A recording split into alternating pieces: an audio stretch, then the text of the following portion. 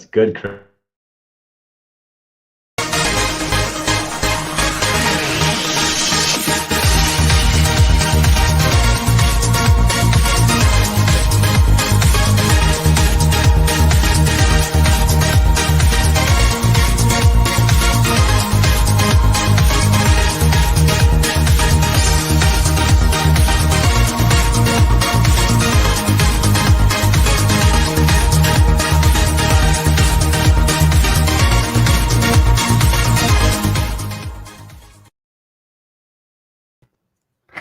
Hey, what's up? Happy Friday evening, everybody. Welcome our Unfiltered crew to, again, another experience here called the Unfiltered Experience with myself, Christopher Rausch, and Scott David Goyette. I'm throwing it into David today. I'm going to David. You're going to go into, you're going to throw into David.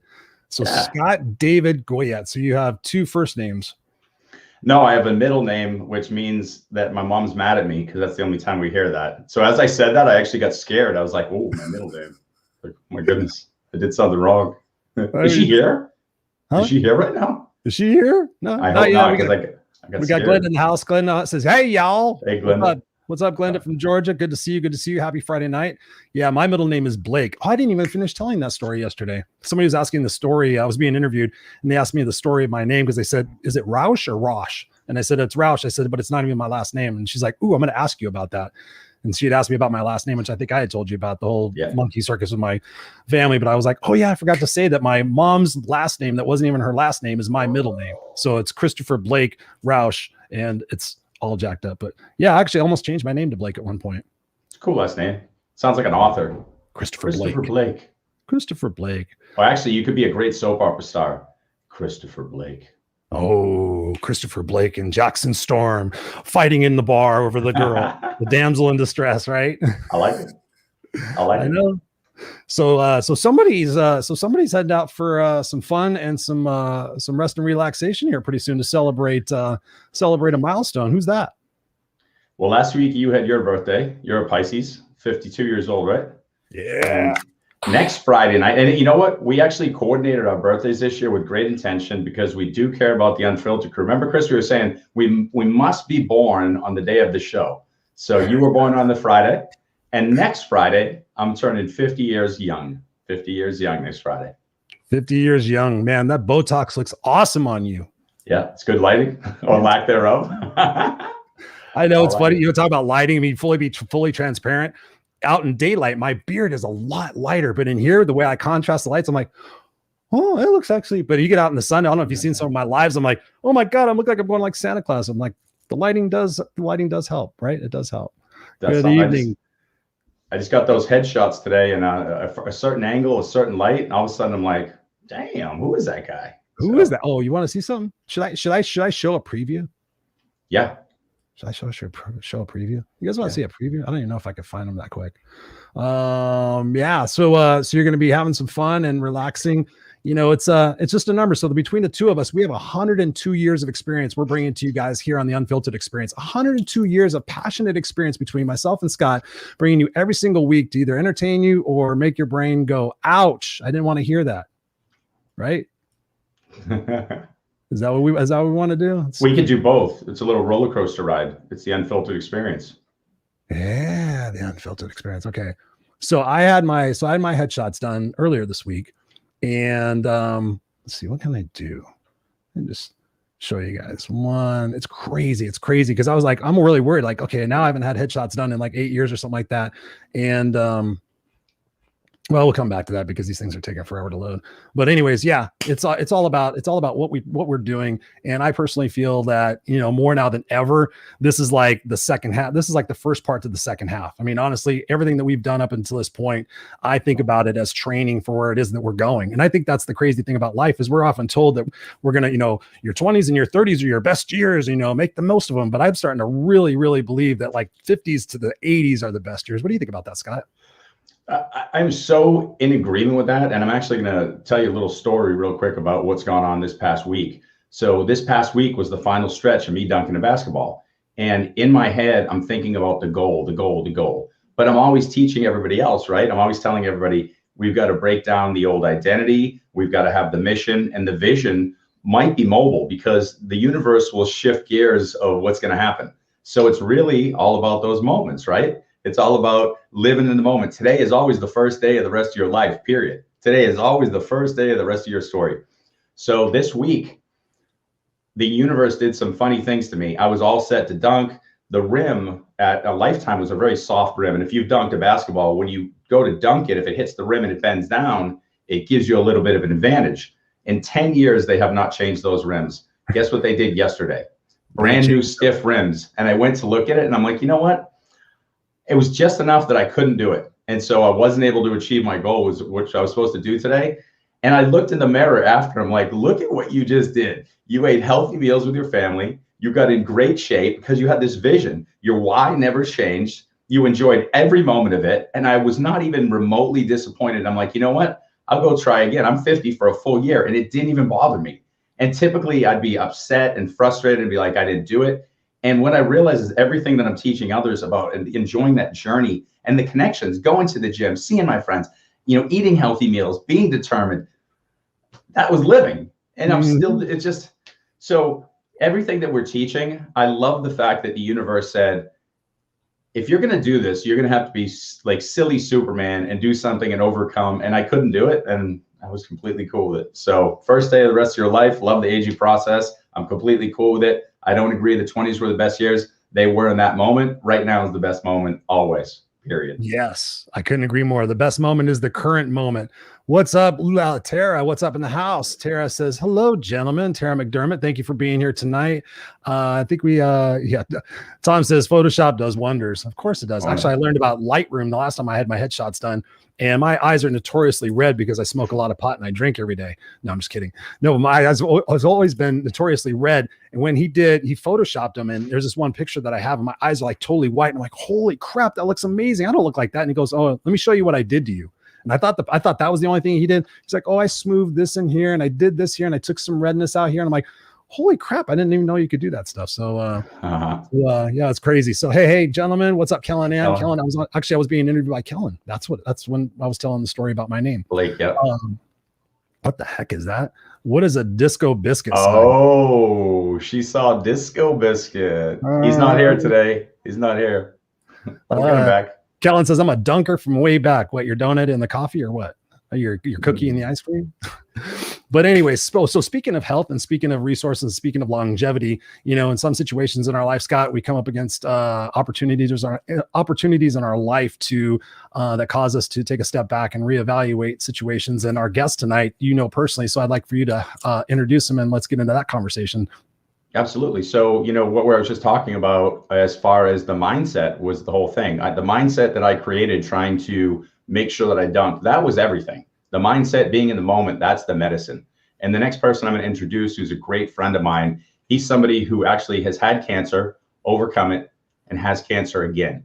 And he and I have been talking, sitting down, having coffee, talking about the importance of mindset being a medicine. It's not the only medicine. There's a lot of things when we have something like cancer, any kind of disease. There's so many ways we've got to come at it. And a lot of times people look at something one-dimensional, like I'll just get chemo, or I'll just have a great mindset, or I'll just pray.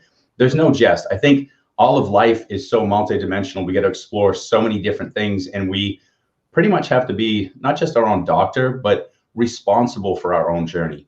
And this gentleman we're about to meet is not only responsible for his own journey, he's somebody who really just embraces that medicine. A mindset is a medicine. So please welcome my good friend, Geoff Ryder. Welcome to the Unfiltered Experience, Geoff. How are you doing, brother? How are you, Chris? And guys, how are you? David Goyette. It is not David Goyette. Oh, yeah, the David threw me off. Well, my middle name is Strawbridge. So I got Jeffrey Strawbridge Ryder. So after maybe Chris, you would have the damsel in distress. I think maybe I'd come along with a ascot and take them away or something, I guess. Probably, yeah. Nice. Well, welcome to the show. We've got some amazing people in here already. What's up? Tara says, absolutely. Tara Murray. Wow, I'm gonna have to really start wearing my glasses, I guess. Larry Schneider's in the house. He says, what's up, guys? Glenda says, thank you, Scott, for asking of the universe. And Robert's in the house. He says, hi, Glinda. Hi, Disco Biscuit. And is a character Scott created. Yeah. I don't know if you got to see that episode, Geoff, but our buddy here, Scott, is multidimensional and was able to bring a couple of characters to our episode. And it was a blast. So if you didn't get a chance to see it, you definitely. I haven't. I've heard about Pablo. Now I've heard about Disco Biscuit. So I need to go back and maybe I need to come up with one too. Karen with a Q. We also have Karen with a Q, and it's Q because she's a queen. Oh, yeah. She's a queen. Are you wearing your crown? There you go. There you go. Glenda says, cool dog on the bed. What's the pup's name? Toast. Toast, as in golden toast. Golden toast. Yeah. Nice. Toast. Come here. Here, show one trick. Come here. Toast loves Come people. Come here. Get up here. Sit. Paw. There you go. Oh, what a good puppy. Yeah, he's, as long as no other dogs are around, he's great. Yeah. As long as you're at a Mexican restaurant and you're feeding him food, then he does well with us. Yeah, he's fine. He's fine. Exactly. But on the other hand, I'm pretty good at a Mexican restaurant too. So until you get the tequila, Scott, until you get the tequila. True. Actually, that's very true. You actually made a very good point there, Chris. Yeah. Well, I saw something today. It was a meme that said, tequila is your best friend. And we actually thought about, you should be like tequila, or you should be like tequila because it's our best friend. And it's like, no, not tequila is not your best friend in the morning. It's usually your worst enemy, but no, for some reason, I don't know why, but I was bestowed this. I've learned this about 20 years ago because I don't think it was around 30 years ago, but National Tequila Day is my birthday. Ooh. I know. What day is that? bam. I don't know what to say about that, except it's always a good day. Nice. Not necessarily the next morning, but it's a good day. It's a good day. So speaking of good days, we got some days right now that we're a little bit challenged with. So why don't you fill us in with a little bit of your journey? And as Scott, said in the intro, you've had cancer, you beat it, and now it's come back. Let's just jump right into it and talk about that journey for you. What's that process been like? And what are some things that you've learned from that already? So 7 years ago, I was diagnosed with chronic lymphocytic leukemia. There are multiple types of leukemias, and there's multiple types of cancers, of course. And it was a weird leukemia because it was slow growth, so it's chronic. So frankly, somebody that normally would have gotten diagnosed with it would have been older than me, so that was sort of odd. And then I never had a symptom from it. My white blood cell counts were progressively going up. And so when you have CLL, you either watch and wait or you treat it. So we watched and waited for about a year, and that continued to just go and roller coaster up. I had to tell them, at what point do you treat me if the white blood cell counts continue to go up and I feel the same? And they said, well, next time it hits, if it goes over 100, 2 times in a row. Well, the next 2 times it went over 200, over 100. And then I started 8 months of chemo. That chemo was different than the one I'm going through now that I'll share a little more about. But that was 3 days every month. I took short-term disability off, just more of a mental. I didn't feel bad, but I was just like, I needed to get into a right space. So I worked out. I ate extremely healthy. I read a lot about cancer treatment, being that it's a billion or trillion-dollar industry, and then looking into more holistic and what I can do on my own. And I really focused on that. Of course, I still did the chemo, and then 8 months of chemo. Again, never had a symptom from the chemo or from the leukemia. And basically, after stopping that treatment, then I'd go back and get my blood tested every month, every 3 months, every 6 months, every year, and I was in what's called partial remission. So that was about 6 years ago. And then, matter of fact, I met up with Scott, and I didn't know that I had what I have now. And we were just talking, and he told me about his father-in-law, and we went and met Max, and was telling Max about my journey 7 years ago. And then fast forward about a month later, I called up Scott and I said, yeah, hey, I just got diagnosed with lymphoma. The good news is that it is Hodgkin's lymphoma. So there's non-Hodgkin's lymphoma and there's Hodgkin's. So I have the best of the bad news, if you will. I am on my second chemo treatment. My next one is Wednesday. I do know that this one is going to kick my ass a little bit in terms of the chemo itself. I already bought my new hat. I don't know what you guys think of it, but love it. Is that a Kangol hat? It looks like one of those Kangol. It is. I'll be sporting that puppy for the next 6 months. My daughter's supposed to come up and shave it and we're going to do some lightning bolts and some other crazy, maybe mohawks and stuff. I would like to be a part of that. I'll do it with you. We'll get mohawks. Okay, all right. Chris was trying to get me to get a mohawk anyway because he made a little emoji with me with a mohawk, and he goes, "That's you. That's more you." Well, let's do it. I'll do it with you. I'm only going to carry it for a few days. You can carry it for forever, though. I mean, I could do it for this summer. Let me think about it. So it's been so Chris, when I got diagnosed with it again, or got diagnosed with a lymphoma, obviously not the same as what I had before. But it sort of put me in that mindset of, listen, this is something that is going to depend a lot on me and how I lean into this, how I approach this. I am going to have bad days. There are going to be bad days, and it's okay to have shitty days. I remember when I first was diagnosed with it, I had to call and tell my daughter, and I was bawling, and she was bawling. And then since then, it's just been sort of very matter of fact and sort of how do I approach it. They've said that the chemo is going to be cumulative, so it's going to be, it's going to get harder and harder as the later rounds occur. Well, I expect that. So, so if it does happen, then that's what I expected. If anything better than that, if it happens, then it's a score, it's a win to me. So I'm eating super healthy. I'm trying to have the energy to get up and do a little bit more activity than I did when I had CLL. He helps a lot. The Toast does to get me out. But sort of just staying really, really having a positive mental frame of mind. I'm big on quotes. I'm in charge of how I feel, really. And today, if I feel shitty, but I feel shitty, but I'm happy, and I just have a nauseated stomach, I mean, that's okay. I can deal with that. I have yet to be balled up in a corner, thrown up in the corner. I suspect that I'll have one of those days, but I don't know when. I'm not sitting here waiting for it to happen. I am taking their medicine, plus I'm taking some of my own medicine. I'm a fan of CBD. I'm a fan of THC. So I have all the edibles I need. Matter of fact, I'm going to have a bong. I don't know if I should say it here, but a bong appetit bong appetit dinner party that you two are invited to. Uh-huh. I have my decarboxylating machine and everything else to make everything. So when I set that menu and I set that date, you guys will be invited. Chris does have to come visit, and I like, as you're saying that, I'm like knowing Chris that he's going, I want to go to that.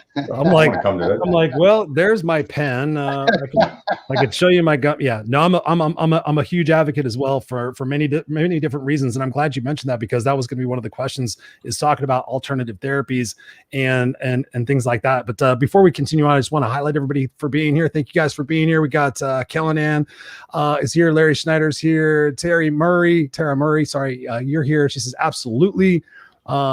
We've got Glenda. Randy Chappie's here. Yep, you are a warrior, Jeffrey. Do you know Tara? I know Tara. Tara Murney. I met so many people this last week. She asked, have you ever watched Heal on Netflix? I have.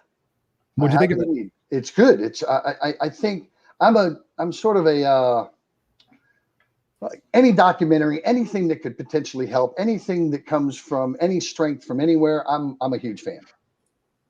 I mean, it's silly to to discard it.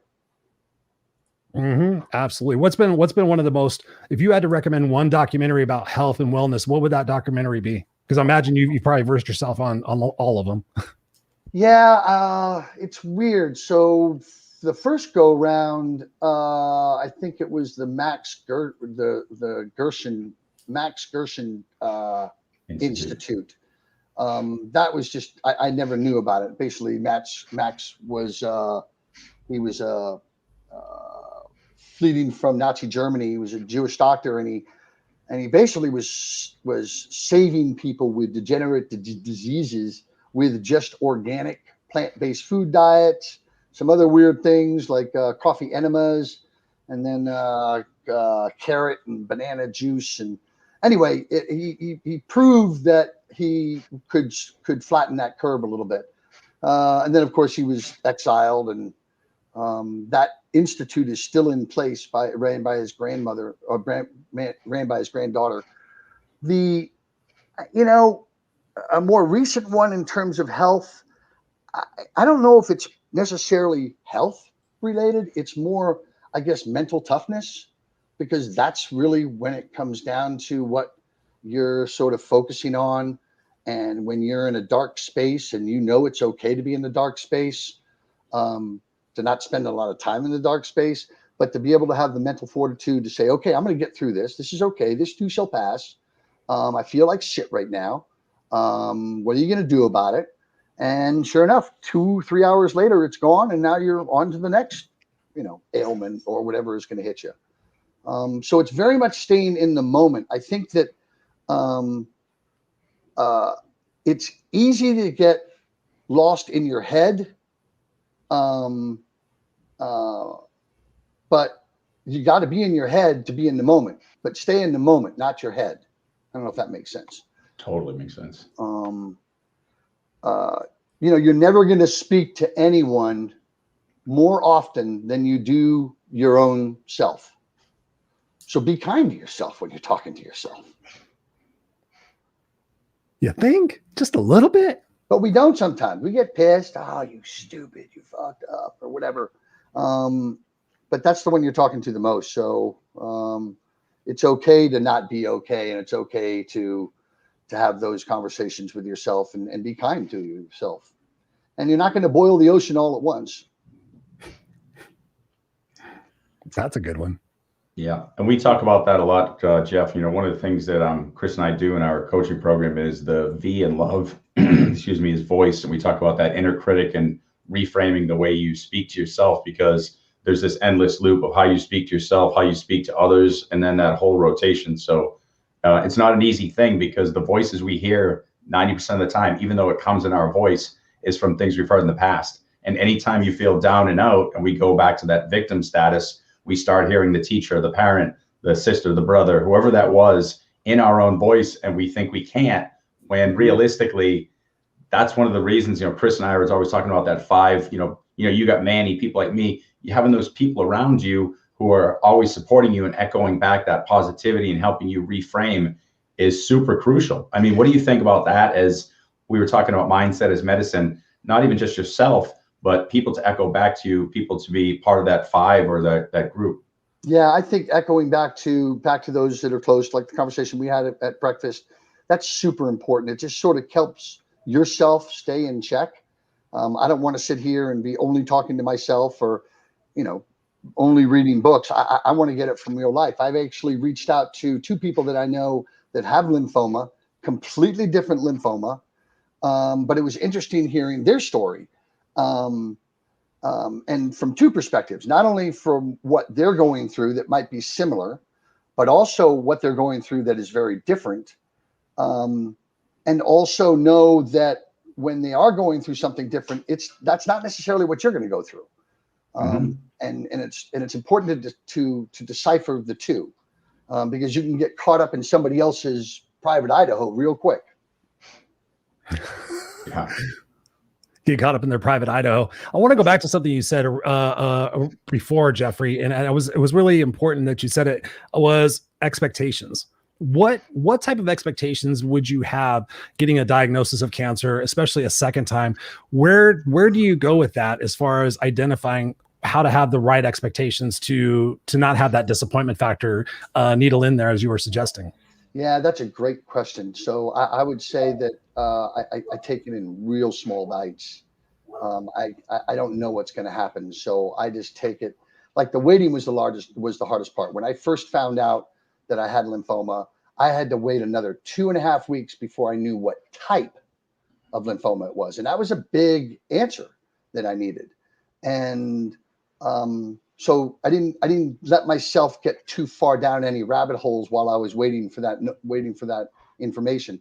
And then once you get the information, and with my doctor, I like him to be very matter of fact. Like, all right, give me sort of worst case here. What can I expect? What's the worst case I can expect? And then just, when I knew that this lymphoma was treatable, had a high mortality rate, I knew that it was going to kick my ass on the chemo, and there's some seriousness there along that road of just that. But knowing that the high rate of success on this particular chemo treatment against this particular type of lymphoma has a high success rate, I'm just going to have to wait until about July to to see the benefits of that. That's a long time. So it's just sort of really taking it one day at a time. I do have my tough days. I do have days where I'm like, okay, well, am I just sitting here waiting for this thing to happen? Well, what can I do? Not only what can I do, not only in this treatment, but what can I do outside of that? Like, hey, take advantage of this time. I don't have a job. I got laid off in October. I mean, Scott and I have talked about this. I mean, you guys are both in the business of, coaching and making shit happen. And I don't want to sit back and let this time just be like, oh yeah, okay, well, he just took care of his cancer, and now what, Geoff? I don't know if that answered your question. Yeah, I mean, I think it did. I think it's just about, if I was going into it, I would try to set myself up with the expectation of, and not being overly dramatic about it, but also being realistic about it. Because I've had friends that have gone through it, and I've asked them the same question. I'm like, what is your expectation in going into this? They're like, my expectation is that no matter what comes, no matter how bad the pain is, that I'm going to get through it, that I'm going to be solid, and I can see myself on the other side beating this. So I know that whatever pain and whatever situation I have to go through, that ultimately on the other side, I can look back at this and know that it happened for a reason, that I can go there and help other advocates go through. And then I watched them go through that process, and I'm like, how are your expectations doing? Well, I didn't expect it to be this long. I didn't expect to have this dramatic effect. So that's why I was asking, is like, for you, with your mindset, being able to set that expectation is so massively important in anything and everything that we do, no matter what it is. I was just curious, in this particular situation, being able to identify, okay, what's a realistic expectation? What am I blowing smoke up my ass? And how do you get through that without any excuses? Yeah, no, Chris, that's a good way to put it. So I'm fortunate enough where, I don't know, I grew up in a family. My mother was a former Marine. My dad was in the military. I'm a former Marine. So I have a pretty high emotional intelligence. So when I have a situation that is something that I cannot control, or I can control, or how do I approach that, even though it's not the best of circumstances, I'm pretty good at flipping a switch and saying, okay, well, here we go. And stay as positive as possible. And take baby steps, because again, we can't boil the ocean here. It's going to take a while. Geoff, be in the moment. What was that? I have a question. Go ahead though. Yeah, I was gonna highlight. She said, "You got it, Jeffrey. I think we have somebody you might know." She says, "Dad instilled mind over matter in me as a pillar, and it's been something in him even before cancer." That's my Merit Ryder, welcome to the Unfiltered experience. Thank you for being here and spending time and supporting your dad. Glenda says childhood trauma. And let's see, we got, she says, just do the next right thing. Again, we talk about it all the time here on the show, is about moments, like really moments. Tara says, agree, Christopher, 100%. And Glenda says, my dad, Marine of 38 years. Hoorah, Thank you. Hoorah. Thank you for your service. So that actually brings me to the question, and I think this is something that we could all take a good look at. so many of us are on autopilot on this planet that what happens when something like cancer shows up, we come up with this, we're going to be okay. But you nailed the important term, that emotional intelligence, emotional management. I would like to kind of almost go to a space of, I heard your daughter say it, Merritt say it as well. What do we need to do? And these are things Chris and I are always talking about. I'd love to get your, input. What do we need to do to be emotionally ready as best we possibly can for anything like this to manage? Because this is what I visualize. A lot of people get cancer and they have this thing that I'll be able to handle it. But what they don't realize is they've been compartmentalizing emotions for so long that whether it's fear, sadness, anger, it comes up in a bubble. And then all of a sudden you're talking to that person, you watch them go from one to the next, and you could see it. Like if you know the person well, you know that they're always hiding something. Transparency, authenticity. What can we do now for somebody without cancer to prepare that if anything happens, we're able to emotionally manage it, be in that moment, and live life to the fullest, regardless of what's going on around us? Because it sounds like you've trained your daughter to do that. You were doing that. Talk about that a little bit. Yeah, I don't know if there's a way to train that, honestly. I mean, I'm lucky because I had the parents that I had, and I had those conversations with Merritt early on. But if I was never given those tools and then suddenly out of the blue I was given cancer, I don't know how I would react to that. I think that but to answer your question, I think is to get people talking about it, what we're doing right here. Sooner or later, as you get older, you're going to run into people that die, unfortunately. You're going to get people that get sick. Sure. And so you're going to know people. Certainly during the pandemic, we all probably know somebody that got COVID. And I think that's when you try to have those conversations. And they're tough conversations to have because no one wants to really have them, the morbid conversations. But I think it's when somebody else has it, then it's easy to say, we're like, how are they doing? And what's their approach? Oh, they're not doing well or whatever. And that's when I think you do need some support. I mean, Texas Oncology has some people on staff to talk it out with. I've joined up with, if there's anybody that has lymphoma that's my age and has Hodgkin's, I want to talk to them. So I don't know if that helps. Yeah. Merritt, did I answer that? All right. Well, the other, I guess what I want to know is you brought up the point. You said that whether it was from the Marines or your upbringing, that you felt, emotionally capable to deal with a lot. Did any of us have a tip that we can give people right now to be emotionally capable to handle anything? Like, it doesn't have to be cancer. Like some stuff they're going through, like we had all these people in Austin and we saw a lot of people not handle the snowpocalypse. We saw people not handle 2020 well. What is something that we could give them right now? So whenever their next issue is, the next thing that comes in, is there any tip that you've got that, made you stronger, that helped you deal with this? Because there's got to be something, because I see it in you too. Yeah. So, I am not a godly person. Mm-hmm. My brother is a little bit so, and he rattled off a quote to me earlier yesterday, and I thought it was pretty powerful. He said, "Don't tell God how big your problems are. Tell your problems how big God is." Ooh. And so it puts things in sort of perspective, I think. So whether it's the universe or whether it's God, it doesn't have to necessarily be, that spiritual, but I think we all have some spiritual gangster in us somewhere along the line. And so I think it's focusing on the things that are within your control versus the things that are out of your control. My mom was a Marine. She was a tough cookie. I couldn't get away with shit. So is that where you get your resiliency from? I mean, because I'm thinking about what you're saying. So. What? Yeah, Chris, I think it was from her. And of course, then I went to Parris Island, the land that God forgot. I think that also helped. Right. So what advice, I mean, I'm thinking about, the resiliency factor of it and everything.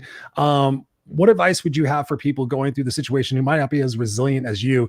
And me being the no excuses coach, I'm curious to say, how do you handle excuses? What advice do you give people to say, when of course they're not going to have as much energy as they used to have, but still that they have energy? Where do you stand on giving them advice on overcoming that excuse of saying, oh, I'm too tired, or I'm too this, or I'm too weak, and then becoming more of a victim to the diagnosis rather than becoming a victor to the solutions of the diagnosis? Yeah, no, that's well put.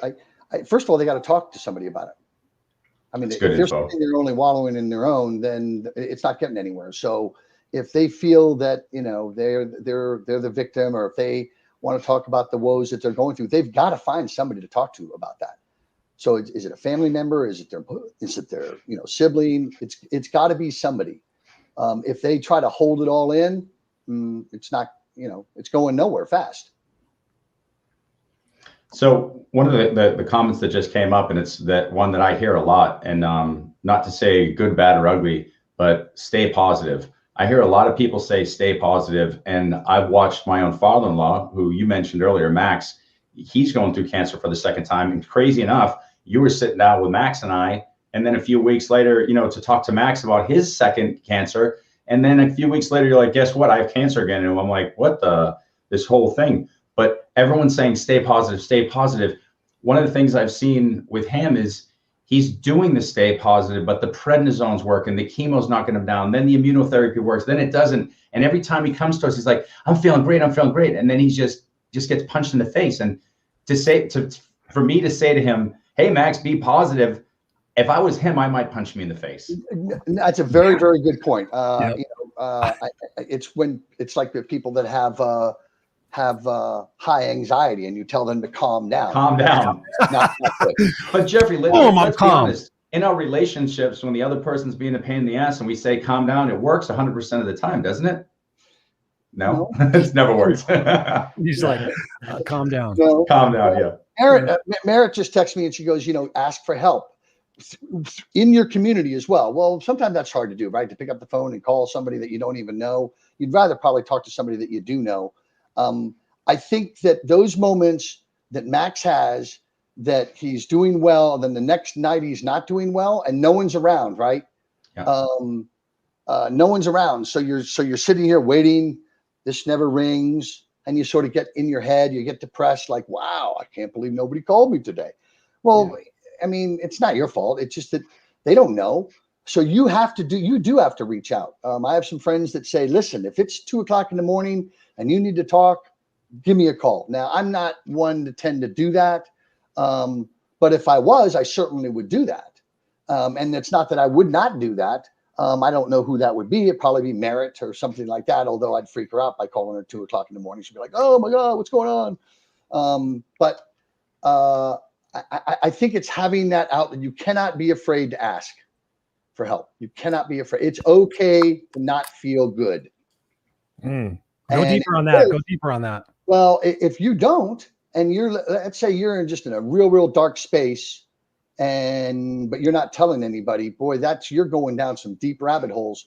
I mean, think of all the mental health issues that have occurred where people have taken their own lives.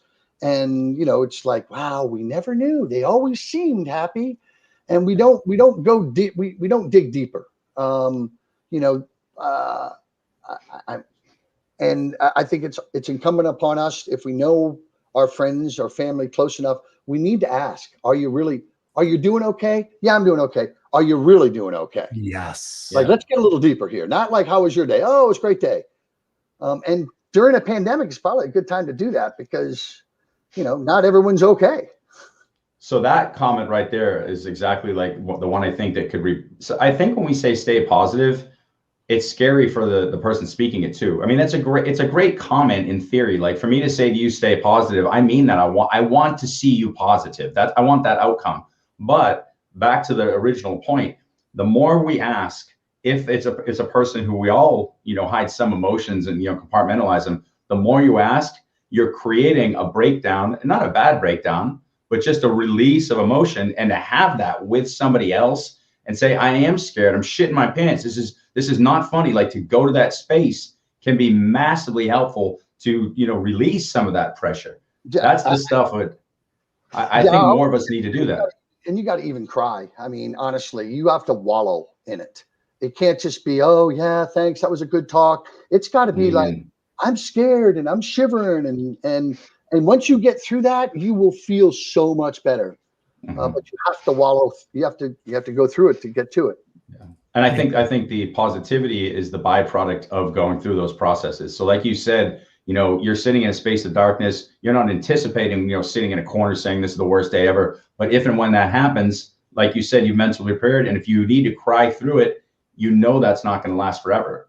The positivity is more of a big picture thing, not me saying stay positive in this moment, but going, I know you're a positive person. Let's work through the moments together.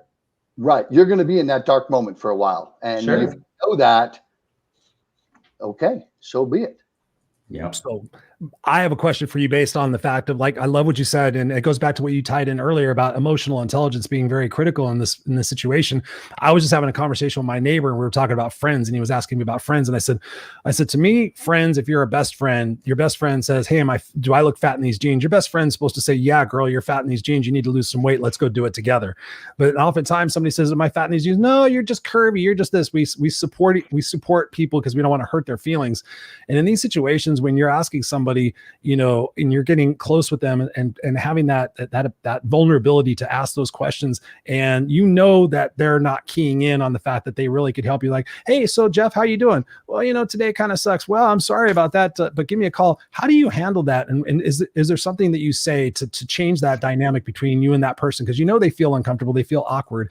Is there something you say or you suggest, or is that something you just let go? I don't know. I'm pretty sarcastic. So, no one said the truth is going to be polite. So I tend to try to put it pretty straightforward, without, taking some of the curtness out of it, of course, but that it's real. Let's just cut to the chase. I mean, why are we going to try to beat around the bush about something that's not something that we should beat around the bush on? So I think it's just being direct as possible in terms of giving them that feedback. Have you had that situation happen in your own experience where you've reached out to friends and you've expected them to be more compassionate or check in on you more, and they haven't? And how did you deal with that? Yeah, but that's when I sort of stupidly am getting sorry for myself, because it's me. It's not them. It's me. I'm just sitting there. I'm in a low moment. I'm like, oh, it'd be nice if Mark called me, or, and he didn't. I can't believe he didn't call me, or whatever the case may be. And that's easy for me to pick up the phone and just call. I mean, there's a lot of nights that I'm going by that no one's calling me, and that's okay. Sometimes I don't want that. Sometimes I just want to be by myself. Right. And because you can't sit there and say, okay, well, I'm going to get 10 calls tonight. You never know when the calls are going to come. So definitely take them. Definitely take the advice that they give you, because you never know when there might be some nugget in there that's helpful. A lot of it sometimes is not, because I've already gone down that path, but I'm not going to tell them that, oh yeah, I've tried that and it didn't work. I'm just, oh, thank you very much. And yeah, I'll look into that too, because you never know. And everybody has their one path. One of the things that I've seen with cancer is there's so many different types of cancer, and someone has success with a certain methodology. They're going to preach that like wildfire, but that's just like me saying, this is the best way to cook a steak. There's a million ways to cook a steak. There's a million ways to cook something. We're just saying this is the only way. And that's to the point of this whole show, right, is really getting to know yourself and being honest with yourself enough and feeling what you feel and leaning into the methodologies, the medicines that you trust. And those medicines, as far as the mindset, as far as doing things like eating fresh foods or organic, doing the chemo, if you feel like, hey, I need to stop this at a point, checking with your body. I mean, Max, was doing the immunotherapy, and they're like, you need to do this. And he's like, I can't do it anymore. I need a break from it. And so I don't want to do the second round. Listen, if you know, and this is your existence. And that's a weird thing when everyone's coming at you saying, but the statistics say if you do this twice. Listen, you're not a statistic. You said it earlier. You said these people might be doing something, they might have the same disease, but they're not having the exact same experience. There's going to be different. Geoff Ryder is not Jack or Chris or Bill. And so you've got to know you. And that's a hard thing. I mean, talk about that, because that's really important, I think, because it's all different, right? What I'm doing doesn't necessarily going to work for somebody else. But I will say, though, that a mindset should be with everybody. Yeah. And obviously that mindset needs to be a positive one and not one where you're going down rabbit holes. So that is something that should be consistent with everybody, having a positive mental attitude towards approaching something that is not easy. I think that, what I eat or how much I work out or, what I'm reading, I think all that can be different for everybody, and it's not going to necessarily impact everyone the same. But I think you need to be doing something. And I probably just read this right now. My sister sent me this quote: "Let the hard things in life break you. Let them affect you. Let them change you. Let these hard moments inform you. Let this pain be your teacher's experience of your life or trying to tell you something about yourself. Don't stop. Don't cop out on that. Don't run away and hide under the covers. Lean into it." By Pima Chodron. So she sort of says it all right there. I mean, it's all right. It's all different for all of us, but that's sort of what we all have to do. It's just going to be a different path for each of us.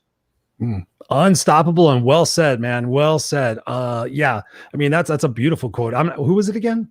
Pima, Pema, Chodron, Chodron. Probably some smart person. That's not probably some smart person. Well, my new friend Tara says, yes, that we were talking about before, having great friends, definitely. And Tara actually says this, and I believe this. She says, you can call me. She's a new friend of mine up in Canada who has an amazing heart. And Robert says here, being uplifting via social media every day, multiple times a day, what supplies the fuel for living in abundance. Angel is one of our definitely our unfiltered family, our unfiltered crew here. She says, I am on my second round with stomach cancer. I'm focusing on the positive thought like before that I'll get through it. Wow, Angel, sending you my love. I did not know this. Yeah, Angel, best of luck. Wow. Yes, definitely. And Merritt says also depression can make people very funny. Maybe that's why I'm so funny. Yeah, I don't know. Listen, 99% of comics, if you've ever done stand-up comedy and you're in a back room, there's a bunch of really depressed people going, oh shit, I gotta do this. And all of a sudden they come over like, hey, I mean, Robin Williams, I mean, look at it. It's no doubt. There's no doubt. The funniest people you meet, like you said, ask them the question, go, are you all right? Yes. Are you all right? Yes. Are you all right? You're going to eventually get, right. Well, I mean, I'm sure he answered, Robin did. He answered with very funny answers and no one really got deeper on that.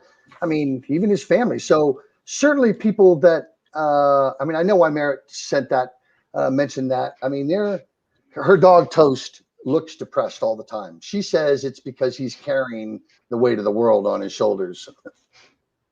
He did have a really depressed face. I thought it was because we weren't giving him enough food. No, it's he looks that way all the time. He just looks that way. Doesn't he, Merritt? Come on, type in. And I get the dog for 4 months, not 2 months, Merritt, just so you know. Yeah, you already said you were locking the door and not letting her in. I heard that. Yeah, I wouldn't blame you. I would be like, no. Animals are like paramount in my life as far as healing, emotional healing and everything. So most definitely. But I have a crazy question for you. And I debated on whether or not to ask this because I have differing views and thoughts about, in cancer, and everybody in my family has passed away from cancer. So it's one of those things that I am very apprehensive about thinking about and dealing with. And I visualize myself living a long, happy life, passing away on a beach somewhere. But why do you think people get cancer? Because I think about this often, some people smoke, never get cancer. Linda Reeves, doesn't smoke. She gets cancer. Little kids get cancer. Sometimes cancer comes back. Sometimes people don't get it at all. We understand that obviously our hereditary, has impact. Hereditary genetics. Thank you, Scott. My brain is like acting weird today. It's like short. Friday. No, there's zero expectations. Friday, and I don't have my drink. I don't have my drink. We're here for each other. Yes, thank you. So why do you think people get cancer? Do you think it's something deeper than this? Why do you think you have cancer? I've thought of that. I don't know. If I had a general answer, it would be that cancer has increased since the industrial revolution. A lot of families spend time in the middle aisles all the processing of foods. I think that's one. For me, I don't know. Maybe I did some bad things growing up, and so I got nailed with it. I don't know. The CLL came out of the blue. Lymphoma, and I don't have it in my family. Maybe it could be some stress that I'm carrying inside me. I don't know. But it's very prevalent. I mean, what is it? 1 out of like 5 people have. I heard 4. Yeah.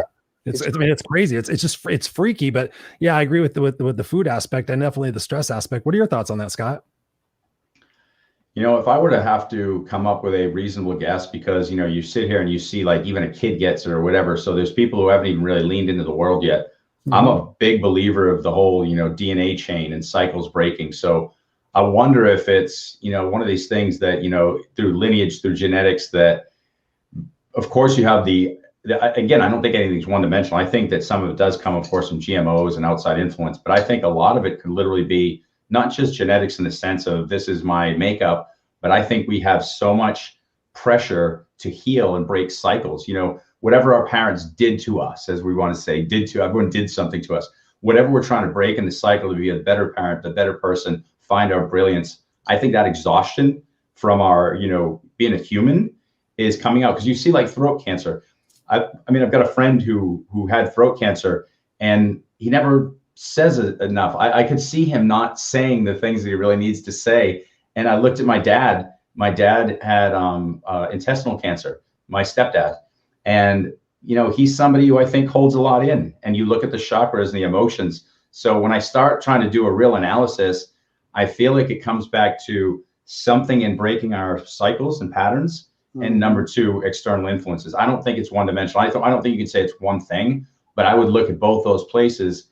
And if you were to ask me how to heal personally, I definitely would be incorporating meditation and leaning in to clean those chakras out, because that alignment, I believe in that. But again, I would never sell that as the sole medicine. I would say that is one part of the medicine, in addition to mindset, anything that I'm bringing into my body. So that makes a lot of sense. Yeah, and actually Tara says the same thing. Lineage passes trauma and stress to the baby.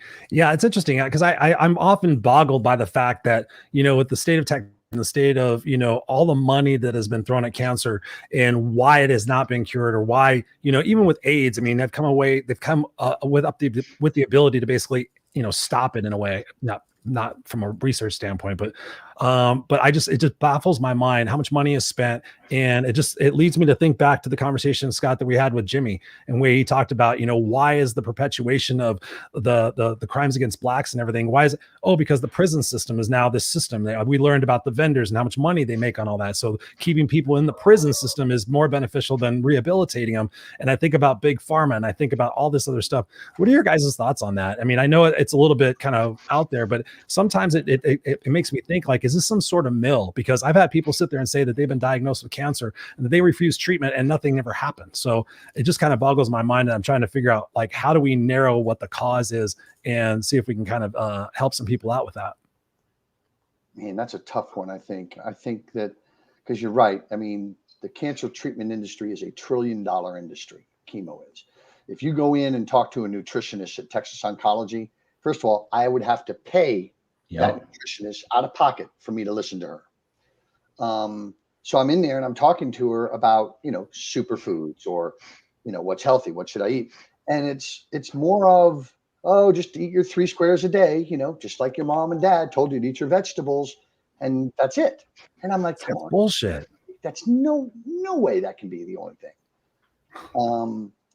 So I think there is a lot more to it.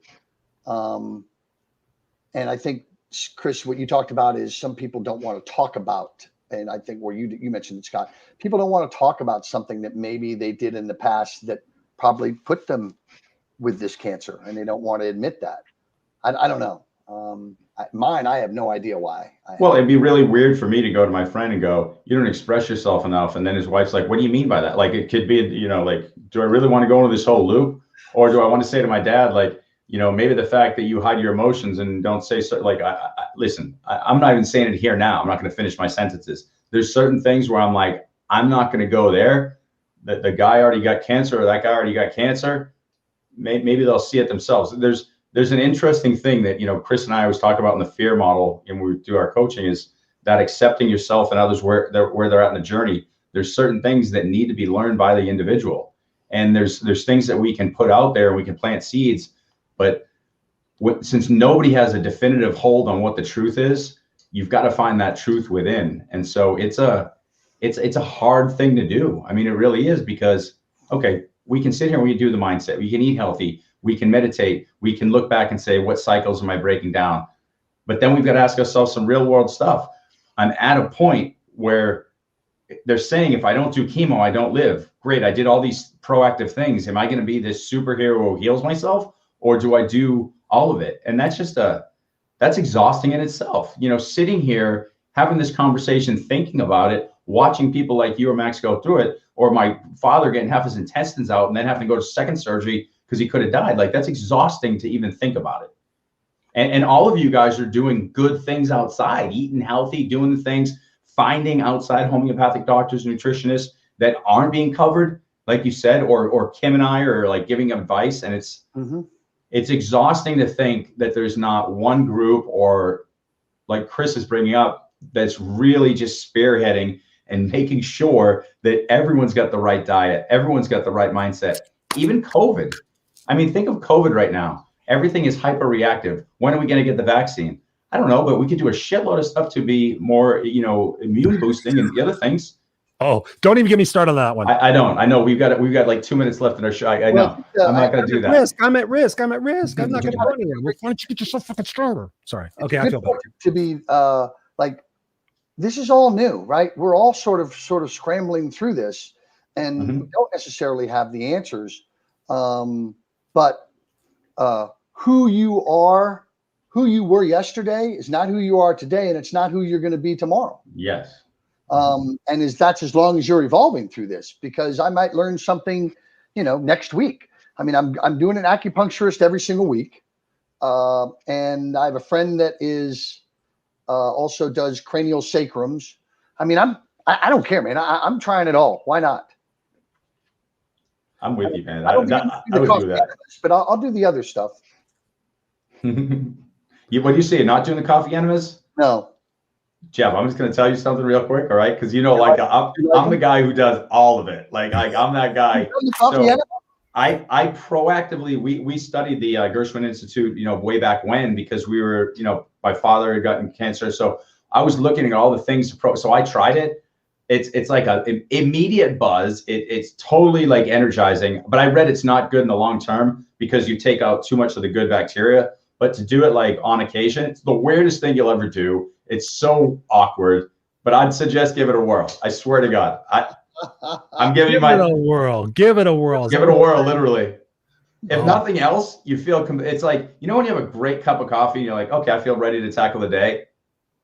It's not as good as a coffee enema. I swear to God. Swear to God. That's hilarious. Sarah says it's good every 6 months, not every morning. I was going to say like every quarter, every month. Yeah, you don't want to do that. Like, see, that's one of the things he was doing too much. Like he was having people do those like 3 times a week. You're stripping out. Like I did the research on those. There's things that he was doing in that institute that make sense. And some of it, I'm like, hold on a second. You've got that good bacteria. You can't destroy. You got to be careful. That's right. Yeah. So, 6 months. That sounds good. Do 6 months. So it reminds me of y'all know what the fucking is? Fucking? Yeah, the fucking. The fucking. That's what we went through last year. When your day is going too well and you don't trust it, and some shit finally goes down. There it is. The fucking. Ooh, can I use that? Yeah, help yourself. Ooh, I like that. So that essentially just sounded like being human. We could hashtag humanity, fucking. It's all the same. But you could spin that inversely too. You could have that dark day in the corner. When's the awakening coming? Because that miserable day that you're in the corner, it's like clockwork, something good's coming. So you could inverse that either way. That's right. After the fucking, it's the awakening. There you go. So we can hashtag both of these. And so there's an ebb and flow. So you're getting fucked and then you're getting fucked. So it could be like good and bad. Like it depends how you want to look at it. Can I please have the good? Yes. Did he ask for the good bacteria that came out of the? He's like, can I please have the good bacteria mocha enemy latte? Well, it's funny because I was thinking the same thing. Like, just don't walk up to Starbucks and go, yes, I'd like a mocha coffee enema, please. My doctor told me to come get one from you. No. I'll be honest with you. If you're going to do the coffee enema, you might as well put some cacao in there too. I mean, he's got a good point. I'm going to go there too. What are you into? Cacao, not a cow. Cacao. Don't put a cow in your butt. Nobody's doing that. We're not. No. Well, somebody's doing it, but we're not going to do it. I'm not recommending it. Well, Scott might once. That's right. I did say I never say never. Okay, that's a good point. You got me there. You got me there. I think they do that in India. I think because that's an Indian thing. I think. I don't know. I don't want to get in trouble.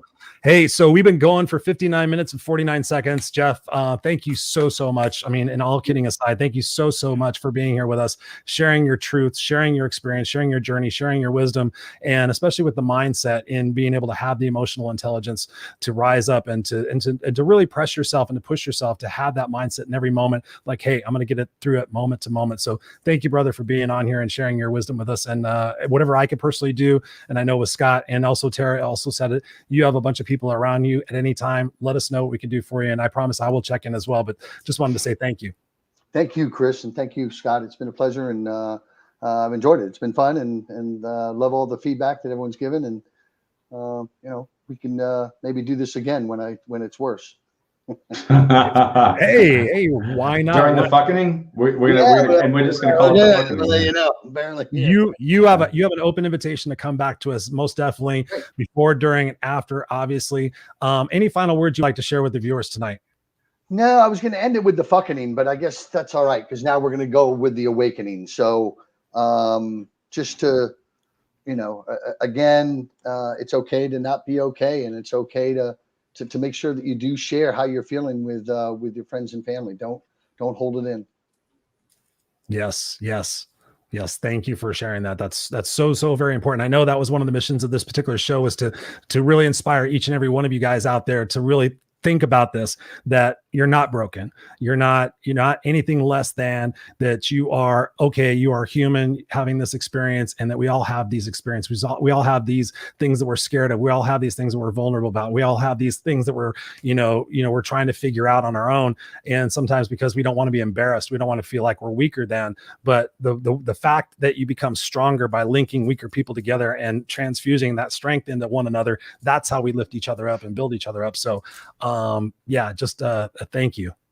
Well put. Thank you, Chris. Sorry. Final words, Scott, before we send Mr. Geoff back to the green room. I just want to just remind everybody exactly what Geoff just said. We've got the fucking in it, and I like that concept, but everything's cyclical. So anytime something comes down, it's going to come back up. And so I would remember that. I agree 1,000% on the mindset. All these things are variables, but the mindset always has to be there regardless. So I'd echo that statement. Awesome. And because we're not total idiots around here, I figure I would share this on a lighter note. So, yep, there I am. There's the Mohawk. There's the Mohawk. Nice. There's the Mohawk. Yep. That's what I did way back when. Actually, I think they think there's another front view. Oops. You got a front view. You showed it to me at some point. Did I? I think so. I definitely remember that picture. Yeah. So there's my gizmo. Nice. Yeah. How do I fucking stop sharing now? You don't want to sit there and look at that. That's it. That's the end of the show. Bye, guys. Just Chris's Mohawk. We're done. Oh, okay. Thank you very much, Geoff. Hang on 1 second. So there we have it, Scott. Another unfiltered experience here in the bags, and with so many people here with us tonight. Thank you guys, seriously, for spending your Friday nights with us and sharing your engagement up here. Eric Swanson's in the house. He's like, "What's up? What's up?" Thank you very much for that. And yes, thank you. This is funny. That's one of the things that Scott and I really enjoy bringing to the show is humor and inspiration and just a real conversation. That's what the Unfiltered experience is about. Yep, just keeping it light, but keeping it honest and keeping it real and authentic. Yes. So we thank you guys. Make sure if this episode impacted you, please share that out. Let other people know, and they can go in the comments and actually share what things are working for them, and maybe connect with Geoff on another level. So we just invite you guys to do that. By the way, I totally almost forgot, but Geoff actually had asked us to promote this particular website. He said he didn't have one for his, but www.wellawareworld.org. Let me say that again for the podcast, www.wellawareworld.org. He says, definitely go check out that organization and support them. He said, Scott, you're familiar with them as well. Yeah, so the founder, Sarah Evans, is a friend of ours, and she's from worked with us in Rotary Club, and she organized and built this organization 10, 15 years ago. It's been a little bit, did an amazing job, and they work in Kenya, parts of Africa, but they bring fresh water to places all over the world, and they're nothing short of phenomenal. I highly recommend. I've sent friends there to support them. Geoff's on the board of directors there. Absolutely, definitely support them. So it's wellawareworld.org. And I love you guys. Thank you guys for showing up with us tonight. Yes. Thank you. Thank you for all the new people. We appreciate you. We love you. We will see you next week. Next week, we have Daniel Bruce Levin, the author of The Mosaic. Daniel is an amazing guy. If you've been on Clubhouse, I know some of you guys have been on Clubhouse. Daniel is an awesome dude. So we look forward to jamming in conversation with him and celebrating somebody's 50th birthday. So be here next Friday night, same time, same bat channel. Put it on your calendar. And thank you so much, Tara, for being here and being as brilliant as you are. You're a beautiful person. And thank you for sharing that. We are the Unfiltered Experience, and we wish you the best, happiest, most kick-ass weekend. And we'll see you next time. Cheers. Unfiltered.